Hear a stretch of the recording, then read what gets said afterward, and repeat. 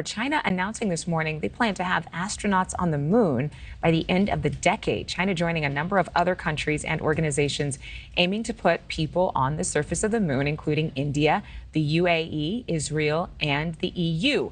NASA, meanwhile, is planning to return astronauts to the moon by the end of 2025. And should the space race lead to real-life Star Wars, U.S. officials say that we're ready. Army Brigadier General Jesse Morehouse with Space Command warns that if America's enemies try to attack us or our infrastructure from space, we will fight back. This comes as tensions between the U.S., Russia, and China have ramped up. Retired Army Lieutenant Colonel Daniel Davis is with me now. I almost feel like I'm speaking of a new frontier. But, you know, with a warning like this from Space Command, is it possible that we would have a war in space? I mean, clearly we have plenty of problems right here on the ground. Well, we certainly do. There's no debate with that. Probably have a little bit more than we need.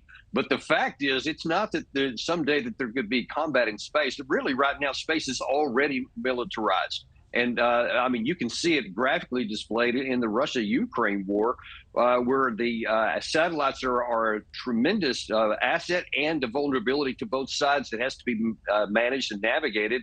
And China is definitely in the same ballpark there. Really, China, the United States, and Russia are all putting a lot of emphasis on militarizing space.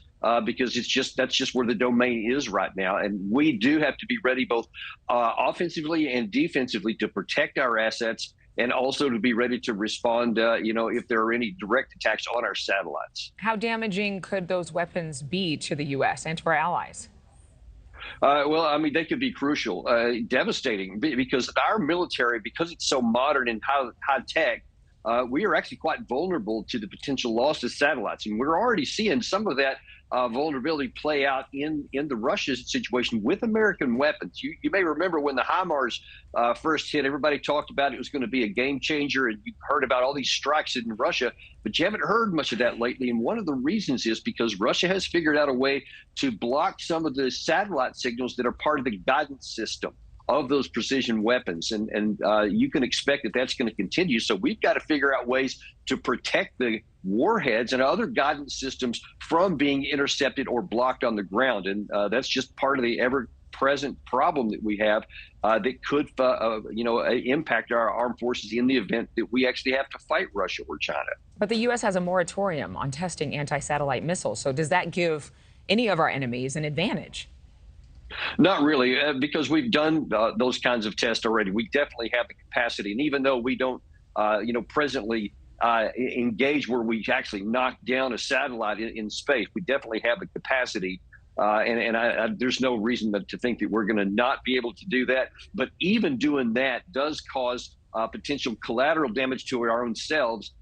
Because it creates this tremendous debris field that could actually hit our own satellites later. So it's a double-edged sword for everybody who wants to try to engage in that area.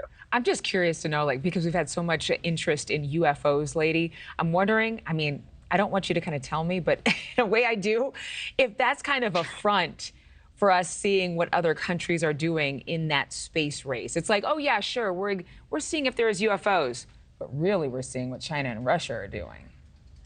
I got to say that if we're being honest, I think probably everybody's doing a little bit of that. And you know what? I think that it's probably pretty high chance that a lot of these, UFOs we have may be advanced capabilities by either Russia or China, or frankly, some of them could be ours that are in the process of testing. We don't really know for sure what's going on with that, but knowing people and the way we do things and have over the last, several 10,000 years of development of military capabilities, I suspect that's probably a good bit of what you see. Lieutenant Colonel Daniel Davis, I want to say I hope you have an enjoyable Memorial Day, and thank you for your service as well. Thank you for watching. Go to newsnationnow.com to find NewsNation on your television provider. And don't forget to click the red subscribe button below to get more of NewsNation's fact-driven, unbiased coverage.